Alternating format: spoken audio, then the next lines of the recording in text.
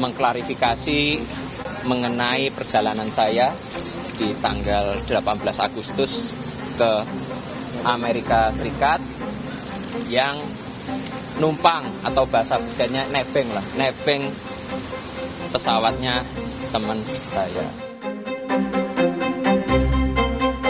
Usai klarifikasi Kaisang Pangarep nebeng jet pribadi milik teman, KPK tengah menganalisa apakah fasilitas jet yang diterima Kaisang milik negara atau pribadi maksimal 30 hari ke depan.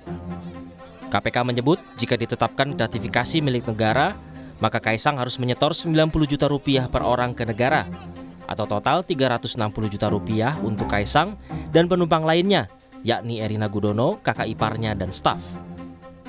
Yang bersangkutan ya udah bilang, oh ya kira-kira 90 juta lah satu orang gitu ya, seharga tiket gitu. Ini kalau kita tetapkan milik negara ya, yang bersangkutan pergi berempat ya. Jadi Kaisang, istrinya, kakak istrinya, dan stafnya gitu. Jadi berempat. Jadi kira-kira 90 juta, kalau 4 kira-kira 360 lah, kalau ditetapkan milik negara. Soal pengakuan Kaisang nebeng, KPK juga akan mengonfirmasi sosok berinisial Y yang memberi tumpangan jet pribadi. Nanti temannya bakal diklarifikasi juga nggak sih? Kita lihat apa benar begitu gitu ya, kita konfirmasi pasti. Ya. Apa identitas temannya itu siapa? Nggak disebut detail siapa, cuma nama gitu ya, kita juga nggak tahu. Inisial Y depannya. Tapi kita nggak tahu nih bener nggak nama. Juru bicara Kaisang Pangarep, Francine Wijoyo, mengatakan Kaisang memang nebeng karena awalnya berangkat di tanggal yang berbeda. Kaisang juga disebut pulang dengan pesawat komersial.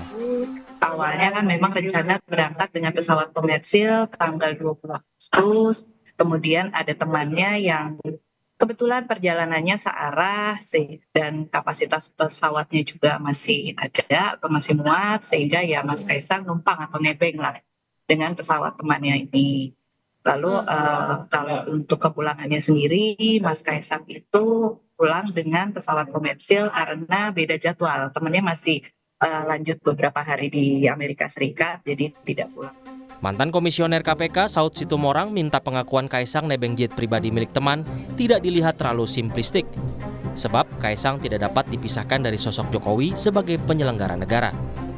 Ini anak dan bapak ini nggak bisa dipisahkan, dia kategorinya penyelenggara negara.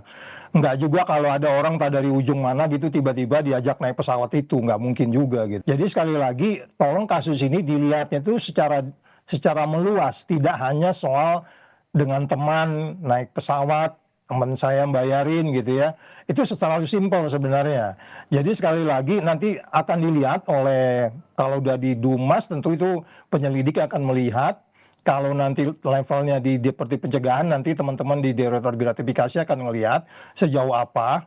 Karena kalau bahasa yang simpel sederhana, seorang menteri menikahkan anaknya, ya, kemudian ada orang memberikan sebuah souvenir di pernikahan itu, dia hanya boleh nerima 1 juta. Dengan kedatangan Kaisang ke KPK, kini Komisi Anti Rasuah menjalankan 2 proses sekaligus terkait penggunaan jet pribadi. Yakni laporan langsung dari Kaisang mengenai penerimaan gratifikasi yang ditangani Direktorat Gratifikasi KPK dan aduan dugaan gratifikasi yang masuk lewat Direktorat Penerimaan Layanan Pengaduan Masyarakat KPK. Tim Liputan, Kompas TV.